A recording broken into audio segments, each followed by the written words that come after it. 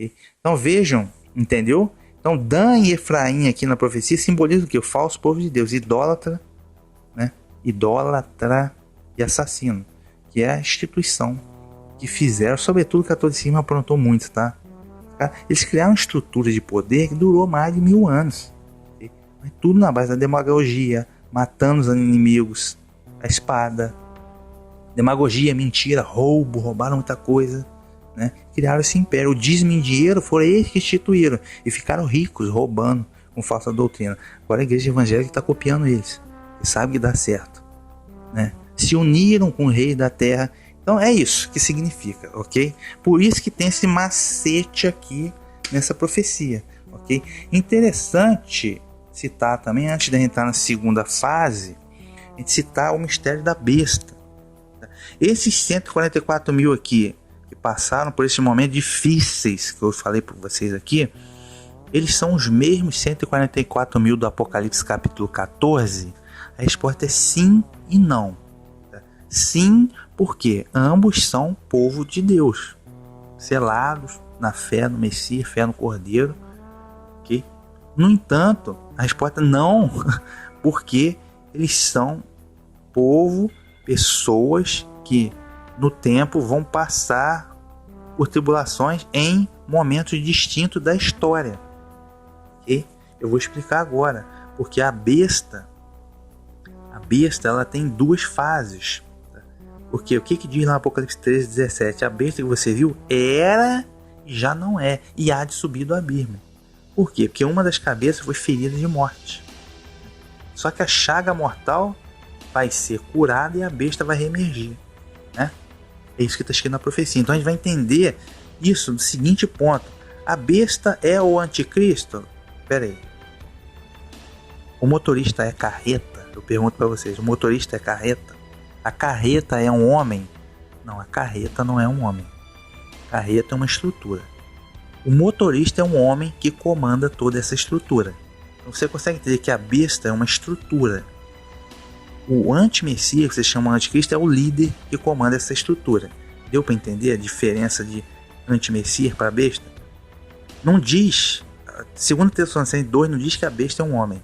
Diz que o iníquo, filho da perdição, é um homem. Então, ou seja, a carreta não é um homem, é uma estrutura. O motorista é um homem que comanda essa estrutura, entendeu? Então a besta não é um homem, é uma estrutura. E o anti-messias é um homem que comanda essa estrutura, entendeu? Entendido. Pois bem.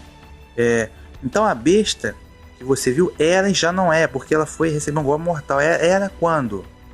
No período chamado de Idade Média. Idade Média, o papismo medieval, o catolicismo medieval que comandou o mundo. Tá? Okay? Então a gente precisa entender isso. E diz lá que a besta vai agir durante 3 anos e meio. 1260 dias. Muita gente acha que é 3 anos e meio. Não. 1260 dias proféticos. Equivalem ao quê? 1260 anos literais. Muita gente acha que 3 anos e meio é igual lá o Daniel capítulo 7, que está tudo interpretado e traduzido errado, que o anticristo durante 3 anos e meio, grande tribulação. Não. Lá Daniel capítulo 9 está dizendo que os 3 anos e meio lá em questão, metade da semana, uma semana tem 7 dias. 7 dias proféticos, que são 7 anos literais. Então você tem lá 3 anos e meio literais. Uma semana você converte em profética. Uma semana profética, 7 dias, 7 anos literais, ok? Eles convertem lá no Daniel 9. Mas quando chega aqui, no mistério da besta, eles não convertem. Você tem que converter também. 1260 dias proféticos equivalem a 1260 anos literais. Foi quando a besta agiu nessa primeira fase. A besta que era, já não é mais.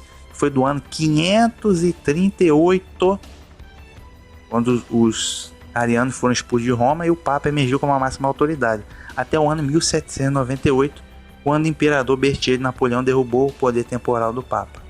Deu para entender? Aí, nesse ano, 1798, a besta recebeu um golpe, a cabeça ferida de morte. Ok? Então, a besta que era. Então, veja que é uma estrutura, né, cujo líder era o bispo de Roma, conhecido como Papa. Okay? Havia uma religião de caráter mundial, que era o catolicismo, um exército mundial. Aí tem o Clovis dos francos, o próprio Justiniano do bizantino, que guerrearam nas cruzadas, guerrearam contra os arianos, um exército militar, político e religioso, que é a besta que era. Então essa chaga mortal está sendo curada agora. Então esses 144 mil do capítulo 7 foi o povo de Deus, né, autêntico, com selo de Deus vivo, certinho ali na fé, que passou por esse período todo. Entendeu? Passou por esse período todo, desde que de Nero lá perseguindo os cristãos com Vespasiano até a Idade Média, a Inquisição, as cruzadas e o couro comendo, entendeu? E eles sobreviveram, guerreiro, sobreviveram. Já os 144 mil do capítulo 14 vão passar por o que eu chamo de besta segunda fase. A chaga mortal está praticamente curada. Então a besta vai reemergir agora. Um governo de caráter mundial, um líder de caráter mundial, que é o anticristo, o antimessias final, tá? Com as potências militares, um exército mundial. E agora, nessa segunda fase, tem a besta econômica, conhecida como falso profeta. Já tem o Banco Mundial, FMI, né? Tá tudo já quase na agulha, nova ordem econômica mundial, ok? Que vai ser acredito, daqui a alguns anos. Então, esses 144 mil do capítulo 14 são os que vão passar pela besta segunda fase, que é a fase final antes da vinda do Messias. Entendeu? A explicação é longa, mas é necessário ter muita atenção. Então já identificamos os 144 mil, né? E o que eles fizeram e o que eles passaram, ok? Certo? Verso 9, aí a segunda fase segunda parte desse capítulo 7, diz assim, ó: depois disso, eu vi uma grande multidão, que ninguém podia contar, gente de todas as nações, tribos, povos e línguas. Estavam todos de pé diante do trono e diante do Cordeiro. Vestiam vestes brancas e traziam palmas na mão. Em alta voz a multidão proclamava. Aí vem o cântico deles. Repetindo, depois disso veio uma grande multidão que ninguém podia contar. Gente de todas as nações, tribos, povos e línguas. Gente de todas as nações. Quem são esses? Povo de Deus, tá? De todas as nações. Estavam todos de pé diante do trono e diante do Cordeiro. Diante do trono, Yahweh, diante do Pai, Apocalipse capítulo 4, e diante do Cordeiro foi apresentado o Messias, foi apresentado no capítulo 5. Vestiam vestes brancas e traziam palmas na mão. As vestes brancas é sinal de justiça. Justiça. Justos, justificados, tá? Salvos. Tá? Eles estavam em pé diante do trono, porque eles ficam em pé diante do trono, porque eles foram justos. Eles podem, caso nesse momento ficar de pé, eles foram salvos, foram justificados. E veste branca é o sinal da justiça. E traziam palmas na mão. Esses palmas na mão parece muito lá com Mateus capítulo 21, né? Quando o pessoal estava recebendo o Messias e com ramos de galho na mão, recebendo o Messias. Hosana, bendito que vem em nome do Senhor. Então, essas palmas na mão indicam que eles foram salvos, estão com a veste branca justamente pela sua fé no Messias. Ok? Em alta voz a multidão proclamava: a salvação pertence ao nosso Deus, que está sentado no trono, e ao Cordeiro. Então, eles estão dizendo aqui no cântico, proclamando que a salvação pertence ao nosso Deus, Yahweh, que está sentado no trono. Foi apresentado no capítulo 4. Por quê? Porque eles reconhecem que a salvação não é deles, eles não têm méritos. A salvação é graça. E essa graça é proceder do eterno, não é mérito deles. Então eles estão reconhecendo isso. A salvação vem do nosso eterno, nosso Deus. E ao Cordeiro. Pertence também ao Cordeiro, porque o Cordeiro tem méritos. O Cordeiro, o caminho, a verdade e a vida. Nós somos salvos pelos méritos do Cordeiro. Fez o sacrifício perfeito. Cordeiro de Deus. Ok? Isso que eles estão dizendo. Aí continuando, verso 11. Nessa hora, todos os anjos que estavam ao redor do trono, dos anciãos e dos 4 seres vivos, ajoelharam-se diante do trono para adorar a Deus. E diziam: Amém. Louvor, a glória, a sabedoria, a ação de graça, a honra, o poder e a força pertencem ao nosso Deus para sempre. Amém. Então eles incitam aqui o louvor, os anjos, né? Que são seres criados, foram criados antes, né, do ser humano. E eles reconhecem aqui, né? Eles fazem o papel deles de criatura. Reconhecer que a salvação pertence ao todos esses...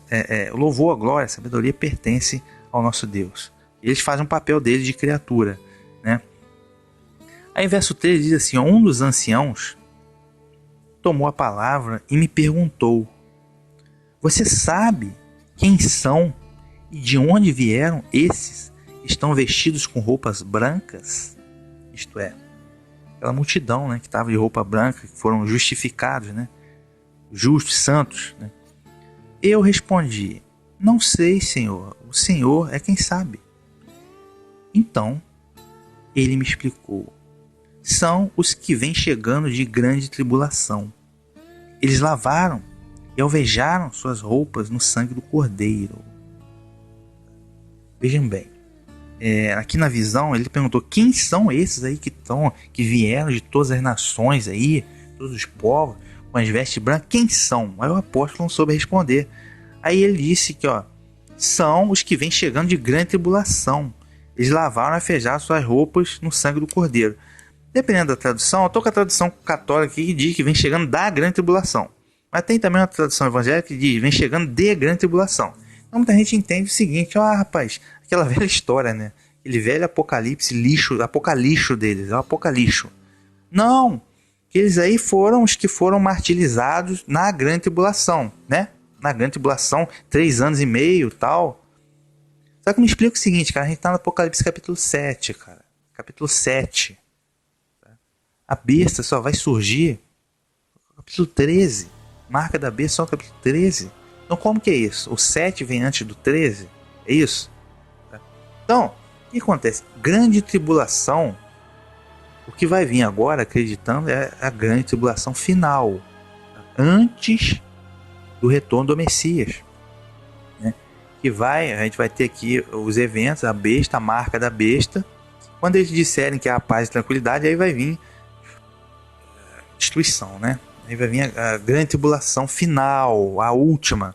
Mas houveram outras grandes tribulações. Vou citar um exemplo: a perseguição do Império Romano aos cristãos, século 2 e 3, foi terrível. Né?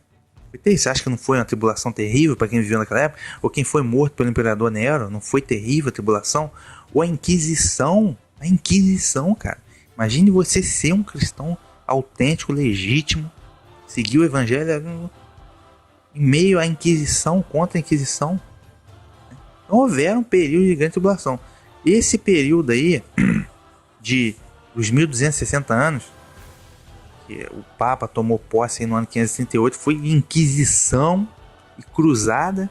Até lá, o 1500 surgiu a Reforma Protestante, teve a Guerra dos 100 anos entre católico e protestante. Ou seja, não foi fácil, amigo. Você acha o quê? Que nunca teve tribulação nenhuma? Até hoje, quem está perseguindo lá do Estado Islâmico, cristãos lá na China, você acha que os caras não estão passando perrengue? Então, esses aqui são... Então, quem é essa gente que vem chegando de grande tribulação? Mártires. Eles foram martirizados. Foram alvejados no sangue do Cordeiro. Eles foram martirizados, foram mortos pela Inquisição, pelo Império Romano, pelo Sinédrio, pelos muçulmanos, pelo Império Turco-Otomano, que matava todo mundo sem piedade, entendeu? Eles passaram muitas e boas. Mártires foram os que foram martirizados nesse período aí, tá? Esse período que vai até o final da primeira fase da besta, como eu costumo dizer aqui. E martirizados não quer dizer que eles morreram e foram para o céu, não, que ele está vendo literalmente eles chegando no céu. Não. Eles morreram e estão mortos. Porém, como eles estavam com o selo do Deus vivo, eles têm a garantia de salvação. Isso aqui é uma visão, tá? Não quer dizer que eles foram literalmente para o céu. Ninguém foi para o céu. Só quem desceu do céu é o Messias. Né? E acreditamos que é Enoque e Elias. Agora no céu, morreu, está morto. Quando o Messias retornar, aí sim, Apocalipse capítulo 20, a primeira ressurreição. Vão ressuscitar Aí sim que vai ter um arrebatamento e por aí vai, ok? Isso aqui é uma visão. Tá? Então o que quer dizer essa visão? Até o capítulo 8, nós identificamos quem eram os 144 mil, o povo de Deus, né? E a partir do capítulo 9, nos dá um panorama da salvação desse povo. Porque esse povo chegou de grande tribulação. Esse povo foi martirizado. Tá? Consequentemente, eles têm a garantia da salvação e vida eterna, que é o que está apresentando aqui para a gente a partir do capítulo 9. Okay? Só relembrando que a Bíblia não pregou a imortalidade da alma. Ela pregou, sim, a ressurreição e vida eterna. Ok? Então eles vêm chegando de grande tribulação. Eles lavaram a vejar sua roupa no sangue do Cordeiro. Por isso que a roupa deles ficou branca. Okay? Branca de justiça. Estão justificados. Os pecados deles foram perdoados. Okay? Porque eles lavaram e alvejaram no sangue do Cordeiro. Sangue do Cordeiro, sacrifício, no Calvário. Eles são salvos pela fé nos méritos do Cordeiro, no seu sacrifício perfeito. E por isso que eles têm a veste branca. Então não adianta você querer se justificar e ser bom sem ter fé no Cordeiro. Okay? Então sua roupa nunca vai ficar branca, por mais que você tente esfregar ela. Okay? Verso 15. É por isso que ficam diante do trono de Deus, servindo a Ele de dia e noite em seu templo. No caso, no templo celestial. Né? Aquele que está sentado no trono estenderá sua tenda sobre eles. Nunca mais terão fome, nem sede, nunca mais serão queimados pelo sol, nem pelo calor ardente. Repetindo aqui, ou seja, está dizendo que está anunciando a salvação desse povo que foi martirizado, que passou por esses momentos que eu já citei. Tá? É por isso que ficam diante do trono de Deus, servindo a Ele de dia e noite no seu templo. Quando diz servindo, não quer dizer que eles estavam servindo, vou servir um cafezinho para Deus, vou passar um pano de chão no templo de Deus. Não. É servindo. Seria melhor traduzindo como adorando a Deus, porque adorar é servir religiosamente. Por isso que ele cita aqui o templo. Templo. Lá na primeira aliança, o templo era o local onde era exercido o serviço religioso, a adoração. Adoração o quê? Serviço religioso, serviço espiritual, culto. Era onde era prestado culto, no templo. Hoje o culto é espírito e verdade, não depende do local. Mas a sinagoga antigamente era estudada a Torá. O culto era prestado no templo, ok? Só para dizer isso. Então servir não quer dizer que estava servindo cafezinho, ralando pesado lá, limpando, passando espanador lá no templo. Não é isso não. Servindo religiosamente, adorando a Deus, ok? É isso que quer dizer. Nunca mais terão fome nem sede, nunca mais serão queimados pelo sol nem pelo calor ardente. Eles nunca mais vão sofrer, ok? Verso 17. Pois o Cordeiro que está no meio do trono será o pastor deles, vai conduzi-los até as fontes de água da vida. O Cordeiro que está no meio do trono, né, o Messias, Yahushua, será o pastor dele, o bom pastor. O bom e único pastor. Vai conduzi-lo às fontes de água da vida. Como ele disse lá no templo, né? Quem tem sede, vem a mim e lhe darei a água da vida. Né? Também anunciou a mulher samaritana no capítulo 4, né? Se tu soubesse quem lhe diz, me pedirias, eu lhe daria a água da vida. Eu nunca mais teria sede. Né? E terminando aqui, e Deus lhe enxugará toda a lágrima dos olhos. Nunca mais terão tristeza. Okay? Então, a partir do verso 9 em diante, anuncia que essas pessoas, pela fé no Messias, foram justificados, perseguidos, foram martirizados, porém salvos. Então está anunciando aqui a salvação desses 144 mil. Okay? Os 144 mil da primeira parte do capítulo 14 é a mesma coisa, é o mesmo perfil, porém são aqueles que vão passar pela grande tribulação final. Eles vão passar pela besta, pela marca da besta. Acreditamos que isso tudo vai se iniciar daqui a alguns anos, okay? Daqui a pouco tempo, ok?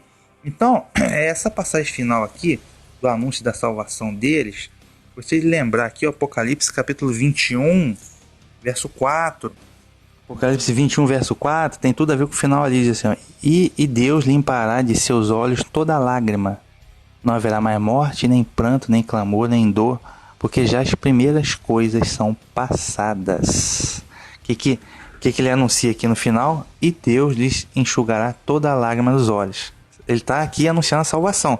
A salvação, aqui ó, Apocalipse 21, novo céu e nova terra. Tá? É o que vai, é a realização desta salvação para este povo que está sendo anunciado aqui no capítulo 7. Ok? Salvação. Então não importa, você morrer martirizado, você não importa, você tem que se importar com a salvação. E também poderia ir em Isaías, capítulo 49, verso 10. E diz assim, Isaías 49, 10. Nunca mais terão fome nem sede, nem a calma, nem o sol os afligirá, porque o que se compadece deles os guiará e os levará mansamente aos mananciais das águas. Que é o que está prometendo aqui. Os que os guiará, quem? O Cordeiro.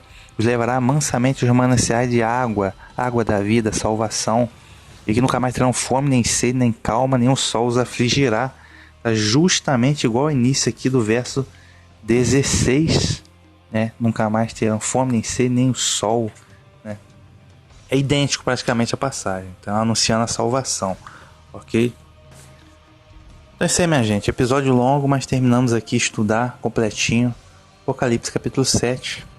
Os 144 mil. Acesse a playlist Redescobrindo o Apocalipse e os demais episódios estão aí na descrição e no comentário desse vídeo. Para finalizar, irei pronunciar a bênção sobre os amados. Ok? A bênção é... Yahweh te abençoe e te guarde. Yahweh faça resplandecer o seu rosto sobre ti e tenha misericórdia de ti. Yahweh sobre ti levante o seu rosto e te dê a paz. Fiquem com a Shalom, até o próximo.